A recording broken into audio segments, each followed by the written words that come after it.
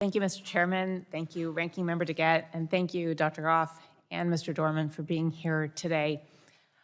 Uranium, obviously, is a critical fuel source for the United States, with nuclear power providing nearly 20% of our electricity and half of our carbon-free power. We also must eliminate our reliance on Russia for nuclear fuel and prevent U.S. dollars from flowing into the hands of Russian interests. This committee in May passed legislation to prohibit imports of uranium from the Russian Federation with safeguards to ensure that our nuclear fleet has access to the fuel that it needs to continue operating.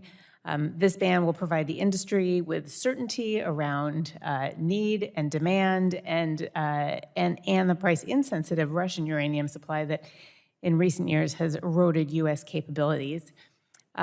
Today, we're considering the Nuclear Fuel Security Act of 2023, which is intended to expand our domestic capability to produce, convert, and enrich uranium, both for the existing fleet and for advanced nuclear reactors under development right now.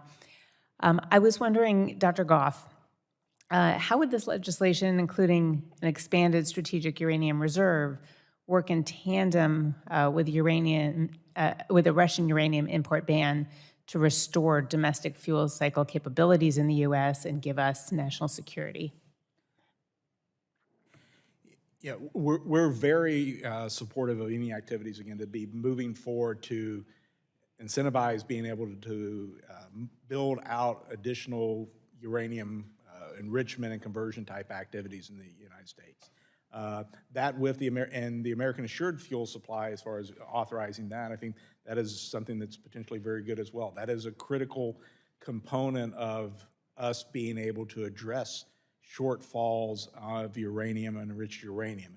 So the ability to be able to enlarge that fuel supply there provides us more of a buffer if there is some type of interruption in the future. But again, we very much support trying to see how we can work together to incentivize new capacity for enrichment in the United States to be able to work ourselves off long-term off the Russian supply of material. Thank you, and I appreciate your working with this committee too, because we want to do whatever you need within reason to be able to hasten that. I anticipate you will face many barriers along the way, and we want to work with you because of this need to convert to non-emitting sources. I was also wondering, because there were provisions in the bill that we passed, where else can we source uranium, say from friendlier countries? Right now, we do. We use about 15 million SWU. The unit for enrichment is this separative work unit. The commercial fleet every year uses about 15 million of those things. In the United States right now, we only have about 4.5 million SWUs. So we are buying right now a lot of our material already from Europe primarily. There are various enrichment capacities in Europe, and then like I say, right now we have around 24% of our material comes from Russia. So we are working with our allies and partners for that material.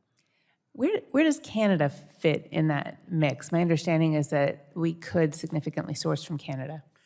They do. They provide raw uranium material and conversion. They don't do enrichment. Their reactors don't require, in general, don't necessarily have to have a lot of enrichment. But they are a valuable partner for providing uranium and uranium conversion services that'll feed into an enrichment process. Thank you for that clarification, and I yield back.